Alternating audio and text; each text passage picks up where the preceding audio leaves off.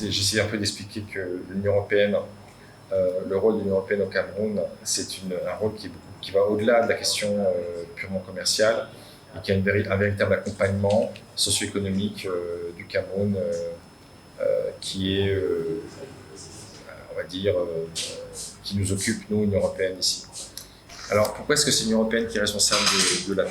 Parce qu'en fait, les États membres de l'Union européenne n'ont pas le droit de négocier d'accords commerciaux pour la simple et bonne raison que tout accord commercial bilatéral avec un pays tiers aurait un impact sur le marché intérieur. Donc c'est la Commission européenne, en fait, qui est l'organe exécutif de l'Union européenne qui est chargé de cela. Donc moi, je suis en fait un fonctionnaire de la Commission européenne, de la Direction générale du commerce, et je suis détaché ici à Yaoundé au sein de la délégation qui gère des questions des questions de coopération, des questions diplomatiques et politiques.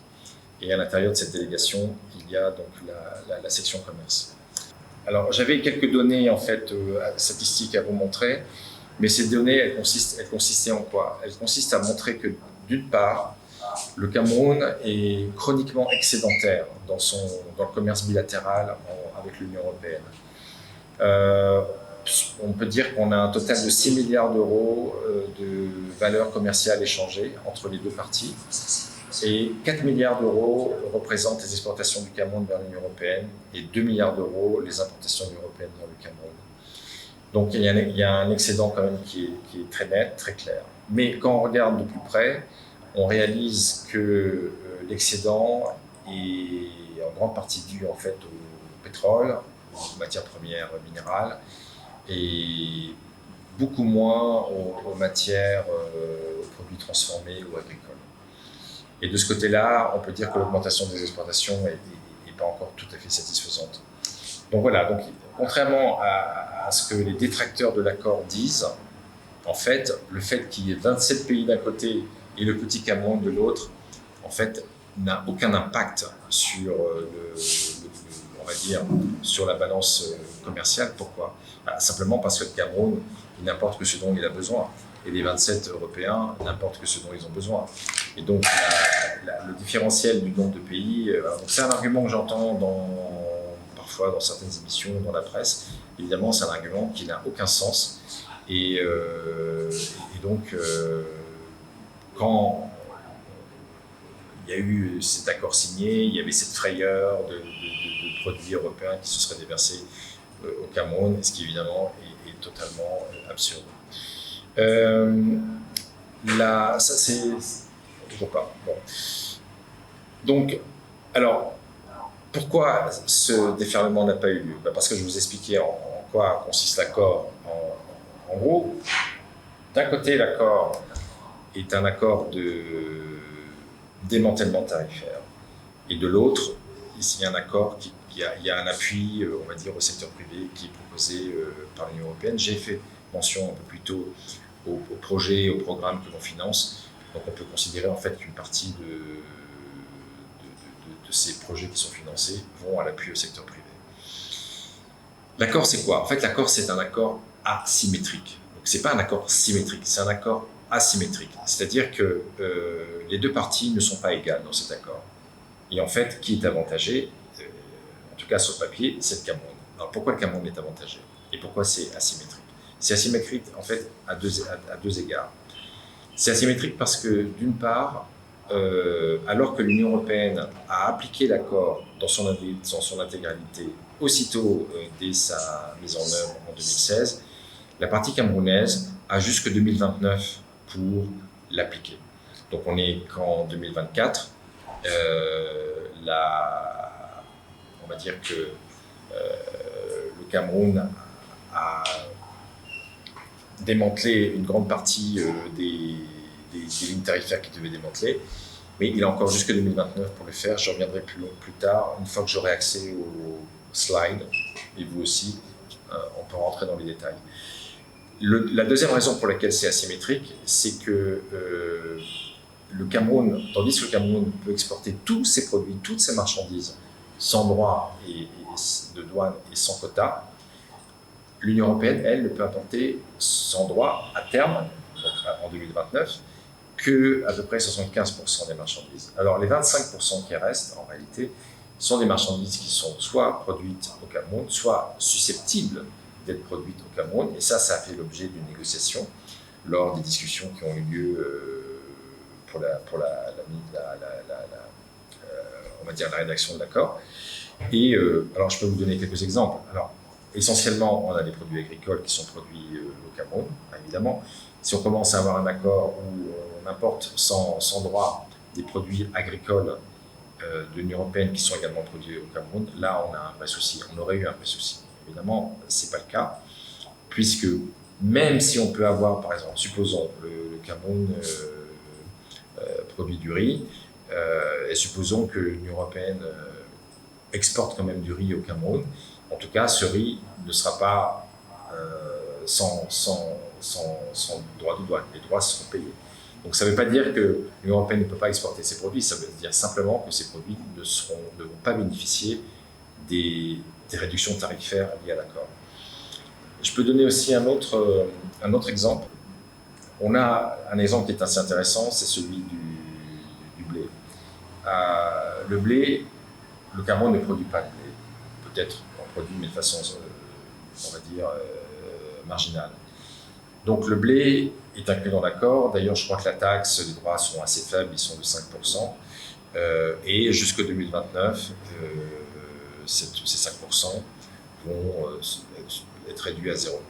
Par contre, la farine de blé, elle, est exclue de l'accord. Ça veut dire qu'il n'y aura pas de réduction de droits sur la farine de blé. Pourquoi ? Parce qu'il y a des minoteries au Cameroun qui transforment le blé en farine. Et donc, en fait, on n'a pas de concurrence qui est créée entre les minoteries européennes et les minoteries camerounaises. Donc, l'idée derrière, c'est de ne pas concurrencer, que l'accord ne concurrence pas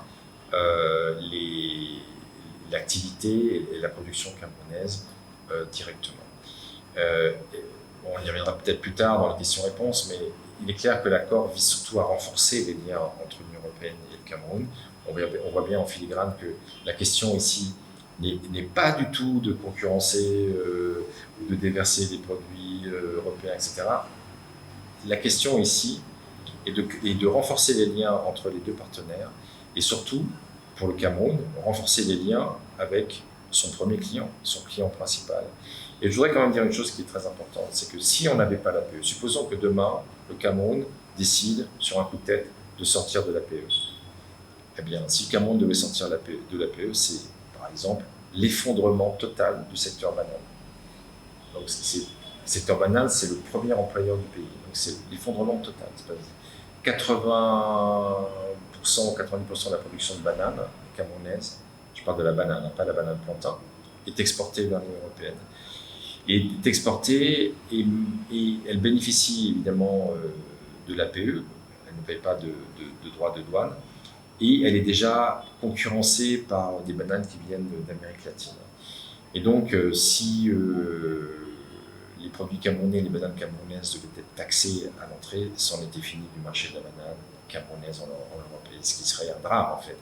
Donc, on a souvent cette logique en fait dans les médias de dire oui, mais l'APE, qu'est-ce que ça a apporté au Cameroun ? Et c'est vrai, et j'y reviendrai plus tard dans la discussion et dans les questions-réponses. L'apport positif reste à venir. Parce qu'en réalité, l'accord ne peut donner son plein potentiel que si le climat des affaires le permet. Et d'ailleurs, il est écrit noir sur blanc dans l'accord que le climat des affaires est une condition essentielle en fait, de la réussite de l'accord, puisque l'accord vise surtout le développement économique du Cameroun. Alors, je vais prendre un exemple avec vos meilleurs ennemis, votre meilleur ennemi ou votre pire ami, je ne sais pas comment le dire, la Côte d'Ivoire. Depuis l'entrée en vigueur de l'APE en Côte d'Ivoire, les exportations de Côte d'Ivoire vers l'Union européenne ont augmenté, elles ont explosé, elles ont augmenté de 100%. Et les importations européennes vers la Côte d'Ivoire ont augmenté de 50%. Donc on voit bien que lorsque le climat des affaires le permet, et en Côte d'Ivoire, il est notoire que le climat des affaires est bien meilleur que celui du Cameroun, l'accord peut donner son plein potentiel. Et encore, on n'en est qu'au début en Côte d'Ivoire, parce que la suite est encore est très prometteuse. Donc on est sur quelque chose, et l'accord n'est pas encore tout à fait non plus totalement entré en vigueur, comme c'est le cas encore au Cameroun, puisque comme je l'ai dit plus tôt, il faudra attendre 2029 pour que ce soit le cas. Alors maintenant, pour la question plus détaillée et technique, en fait, le démantèlement tarifaire, donc je parle pour les 75-80% de marchandises qui sont réglementées par l'accord, on a distingué 3 groupes. Donc il y a un premier groupe, voilà, donc catégorie 1, produits de base, qui est composé d'engrais, de semences, d'ordinateurs, papier, carton, médicaments, appareils médicaux. En fait, ce sont des produits dont Cameroun avait de toute façon une nécessité absolue et essentielle, on va dire. Et le démantèlement tarifaire de ce groupe s'est opéré assez rapidement, même très rapidement. Et donc, on est déjà à 0 droit de douane depuis, je ne sais plus quelle année, peut-être 2020 ou 2019, pour ce premier groupe de marchandises. Ensuite, il y a le deuxième groupe, les produits pour promouvoir la production locale, tels que les machines industrielles, les pompes, groupes électrogènes, turbines, matériaux de construction, plates, mâts, clickers, tracteurs, camions, pièces automobiles, intrants pour les industries alimentaires, par exemple la levure. Donc on avait une réduction annuelle de 15% et aujourd'hui on est également à 0% de droit. Donc ces produits peuvent entrer donc dans le pays, au Cameroun, bien sûr à la condition qu'ils soient originaires de l'Union européenne, on reviendra après sur cette question-là, à 0% de droit. Donc ça c'est très intéressant parce que pour les petites et moyennes entreprises qui ont besoin de s'équiper en outils et en machines-outils, là ça leur permet d'accéder en fait à des machines-outils de qualité qui viennent de produits européens et non d'origine, on va dire parfois un peu plus douteuse, moins chère mais un peu plus douteuse, et donc de pouvoir être achetées sans droit. Elles resteront peut-être encore un peu plus chères que des machines-outils venant d'Asie, mais elles seront certainement plus solides. Ça, c'est quand même très important. La qualité est une économie à terme. La catégorie 3, ça c'est le groupe dont on aura terminé le démantèlement tarifaire en 2029. Ce sont les produits à rendement fiscal élevé, donc produits finis, non produits localement, les voitures, autres biens d'équipement, audiovisuels, etc., carburant, lunettes, montres. Voilà, et j'en passe, mais en fait, toute cette liste est normée. Il y a des codes en fait, douaniers, code HS, qui s'appliquent à chacune de ces marchandises. Et on trouvera à l'annexe de l'accord en fait la catégorie à laquelle appartient chaque marchandise. Donc c'est facile de voir pour vous, si vous êtes intéressé, de savoir à l'import ou à l'export.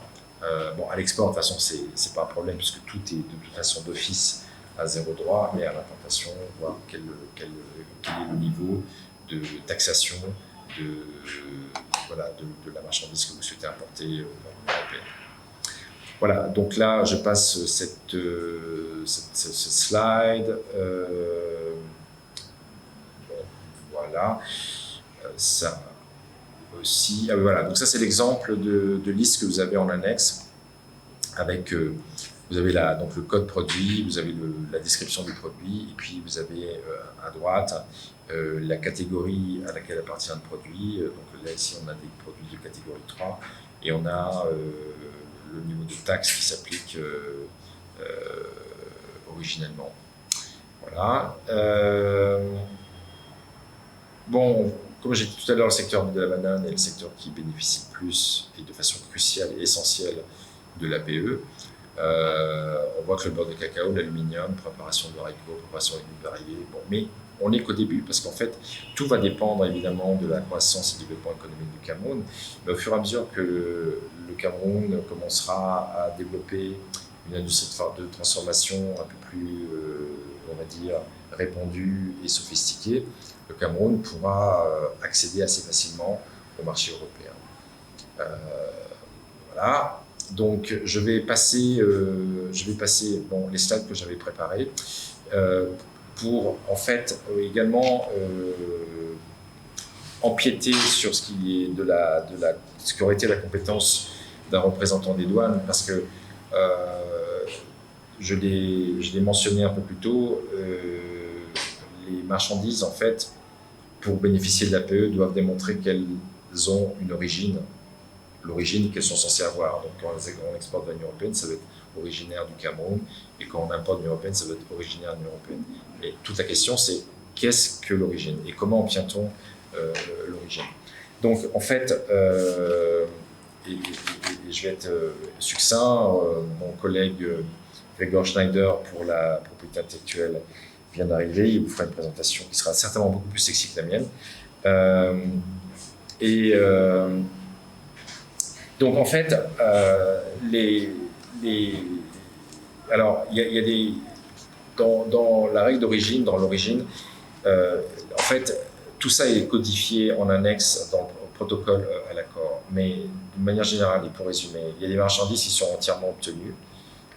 On pourra dire donc la marchandise à l'état naturel, base de ressources naturelles. Par exemple, vous exportez des mangues vers l'Union européenne, donc c'est voilà, entièrement obtenu au Cameroun. Et donc là, vous avez assez facilement, via le portail en fait unique, le guichet unique des douanes, vous renseigner auprès d'eux pour voir quelles sont les procédures pour obtenir le certificat d'origine.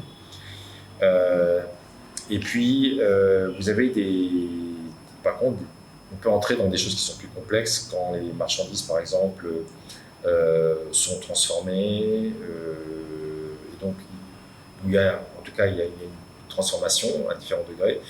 Et là, on va commencer à se poser la question, est-ce que la marchandise est d'origine camerounaise ou pas? Donc là, il y a différents critères qui sont le changement de position tarifaire. Donc si, par exemple, le Cameroun importe, on vient en mangue, imaginons que les mangues viennent du Congo, mais qu'elle s'est transformée en jus de mangue au Cameroun. Donc là, on a un changement en fait de ligne tarifaire. Et donc là, on peut considérer que l'origine, dans ce cas-là, du jus de mangue est camerounais.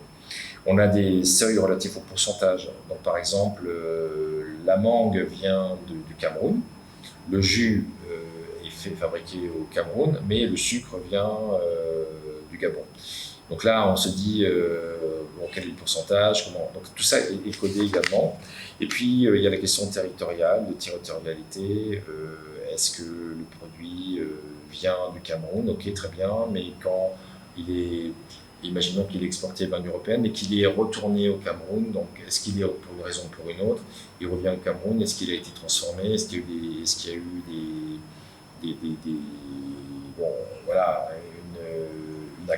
une intervention sur le produit, et voilà, donc tout ça encore une fois est codifié dans l'accord. Donc je ne vais pas rentrer dans les détails, mais c'est l'annexe 2 du règlement d'accès au marché. Oui, donc il y a en fait, je vous enverrai, je vous ferai parvenir suite à cette discussion la présentation en fait qui avait été faite par le représentant des douanes à la Chambre de commerce, donc voilà, le 15 octobre dernier, et qui explique en fait toutes ces questions dans le détail. Voilà. Je préfère m'arrêter là, laisser la parole à Gregor, parce que sinon on a perdu pas mal de temps, donc on risque d'empiéter beaucoup sur l'horaire. Mais l'important, à mon avis, ça va être vos questions. Donc n'hésitez pas, et vos critiques, n'hésitez pas non plus à critiquer.